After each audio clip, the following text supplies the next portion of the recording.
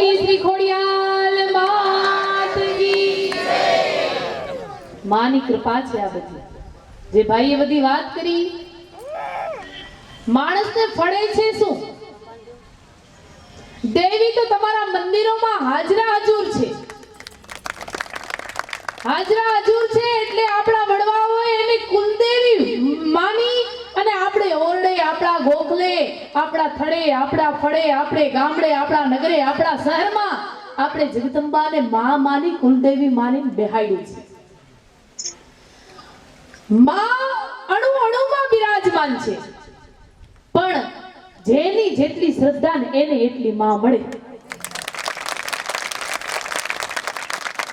હું એમ કહું છું, બાપ ગોખલામાં બેઠા હોય કે ન બેઠા હોય, કોઈ ભગવાન તમારા ગોખમાં બેઠો હોય કે ન બેઠો હોય, કોઈ ભગવાન કે કોઈ દેવતા એ તમારા ગામમાં, નગરમાં, ગોખલામાં ક્યાંય બેઠો હોય કે ન બેઠો હોય, પણ કોઈ એવો ખૂણો ખાલી નહીં હોય કે જ્યાં માં ન બેઠી હોય, જ્યાં તમારી કુલદેવી રૂપે એ ન બેઠી. અરે એટલું નહીં, ખાલી તમે પાણામાં ત્રિશુલ કરી દો તો ખોડિયાલ ત્યાંથી બેઠી થાય. તમે વનવગડામાં ખાલી એમ કહો ને માં અહીંયા અમે તારો થાપો માર્યો છે, ન્યા શક્તિ સ્વરૂપા બેસે. એટલે શંકરાચાર્ય એમ કીધું કે હે માં ગતિસ્ત્વમ ત્વમેકા ભવાની. હે માં મારી તારા વિના કોઈ ગતિ ન થાય. વિચાર કરો, ભારતની 4 પીઠો એમાં શંકરાચાર્ય, પણ શંકરાચાર્યને એમ કહેવું પડે કે માં તારા વિના અમારી કોઈ ગતિ નહીં. હું એમ કહું છું, બાપ બેઠો હોય કે ન બેઠો હોય, કુળદેવી સ્વરૂપે કોઈ એવું ઘર ગોખ ખાલી ન હોય જ્યાં જગદંબા ન બેઠી હોય. આપણે બધા એના સંતાનો છીએ. હું એટલું જ કહું છું, મંદિરો બનાવ્યા પછી આપણે એના જેવું જીવન જીવવું જોઈએ. આજે આ પરિવારે, આ ગામે અહીંયા માને બેસાડી છે, તો હવે માં મય જીવન જીવવું જોઈએ. એને કેમ દીકરા વાલા થાય ને એવું જીવન જીવજો. અને બહુ આનંદની વાત થઈ. અહીંયા ભાઈએ કીધું કે અમે ટિફિન વ્યવસ્થા ચાલુ કરી છે. હું એમ કહું છું, સત્કર્મ થવું જ જોઈએ. સત્કર્મનો શું પ્રતાપ છે! આ ખાલી ટિફિન વ્યવસ્થા નથી, આ એક સત્કર્મનો બીજારો પણ છે. સત્કર્મ કેટલું મોટું ભાગ ભજવે છે. થોડા સમય પહેલા થોડા સમય 8-10 વર્ષ થઈ ગયા અમે જે વાત કરવા માંગીએ છીએ ને, 8-10 વર્ષ પહેલા અમારી પાસે એક, અમે ત્યાં વેરાવળ બાજુ સવની ત્યાં રહેતા હતા. ત્યાંથી અમને ઝૂંપડામાં જવાનું, સંધ્યા પૂજાનો સમય છે એટલે ત્યાં જવાનું થયું. અને એક ભાઈ આવીને રોવે છે અને ખૂબ રોતો હતો એ છોકરો. તો મેં કીધું કેમ રોવે છે?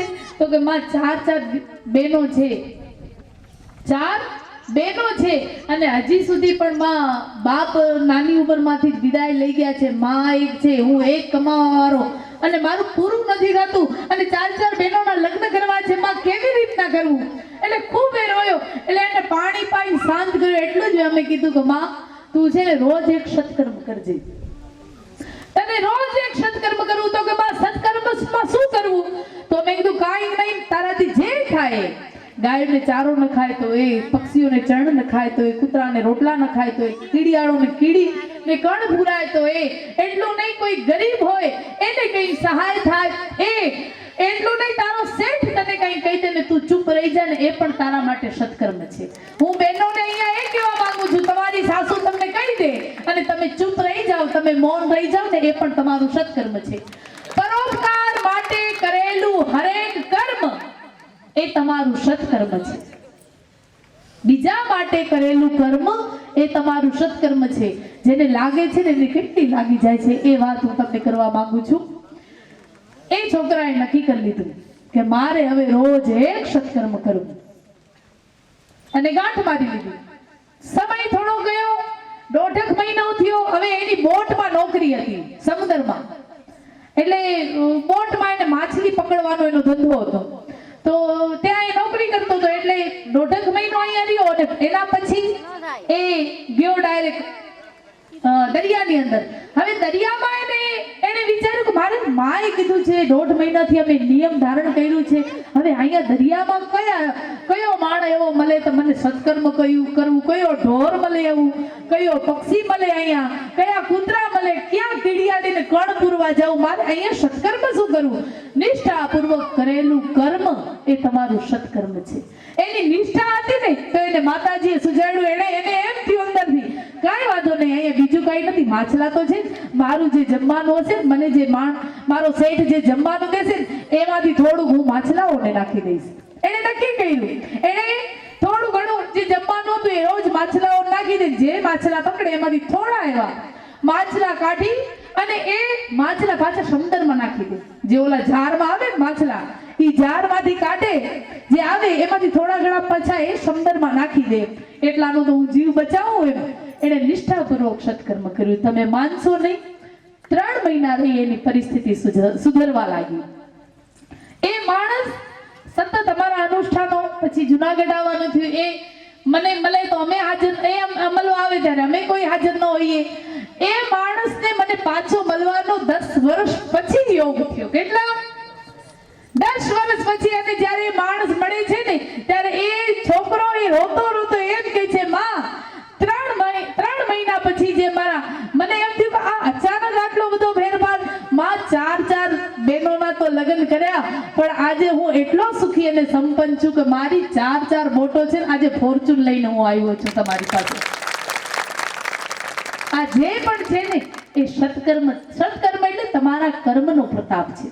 તમે આજે સુખી છો, તમે આજે દુખી છો, એનું કારણ છે તમારું કર્મ, તમારું શ્રેષ્ઠ કર્મ.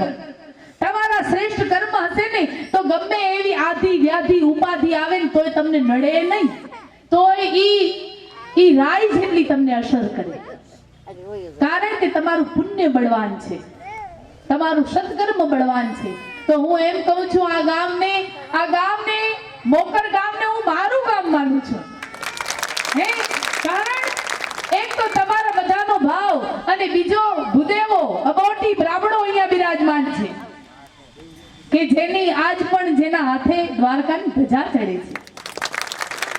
એટલે આ ગામ મોકર એ મારું છે. હું એમ કહું છું આજથી અહીંયા બેઠેલા તમામ એ એક નિયમ લે કે આજથી રોજ અમે એક સત્કર્મ કરશું.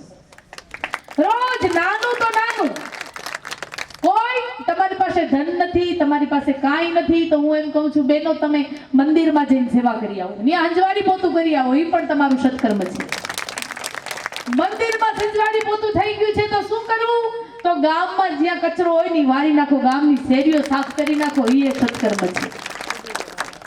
એટલે નિત્ય સત્કર્મ કરવાનો નિયમ લ્યો કે અમને એ સત્કર્મ જ કરવું છે. એ ભાઈ એમ કીધું, માં 3 મહિના રહીને પછી મારી ગાડી પાટે ચડી ને ત્યારે મને એમ થયું માએ મને ખૂબ દીધું છે, હવે 1-2 સત્કર્મ નહીં, રોજના 8-10 સત્કર્મ કરવાના નિયમ લઈ લીધા. સત્કર્મ એ મારું જીવન છે. હું એમ કહું છું જગદંબા એને પ્રસન્ન થાય. વેદ પુરાણ ઉપનિષદા ભૂલા ભેદી અનેક, ભગવંત ભૂલું પણ નહીં ભૂલું આઈ ચારણ રી એક. હે માં, ઋષિઓ એમ કે, મુનિઓ એમ કે, ભક્તો એમ કે હે માં અમે વેદ ભૂલી જઈએ, ઉપનિષદ ભૂલી જઈએ, વેદ પુરાણ ઉપનિષદા ભૂલા ભેદી અનેક, બધા રહસ્યો પણ ભૂલી જઈએ. એટલું નહીં માં, અમે ભગવાનને પણ ભૂલી જઈએ. વેદ પુરાણ ઉપનિષદા ભૂલા ભેદી અનેક, ભગવંત ભૂલું પણ નહીં ભૂલું આઈ ચારણ રી એક. કનૈયો પૂરું રટે આપે વસ્ત્ર અનેક. કનૈયાને રટો ને તો આપે અનેક વસ્ત્ર. કનૈયો પૂરું રટે આપે વસ્ત્ર અનેક, પણ હમરે આ પેલા હાથ પૂરે ઈ આઈ ચારણ રી એક. ઈ જગદંબા ખોડિયાલ અહીંયા બિરાજમાન છે. અમે એટલું જ કહેશું કે રોજ નિત્ય કર્મ જાળવી સત્કર્મ કરજો અને રોજ આના માથે મસ્તક નમાવા આવજો. એક દિવસ મૂર્તિ પ્રતિષ્ઠા કરી લીધા પછી, એક દિવસ બેસાડી લીધા પછી નથી થતું.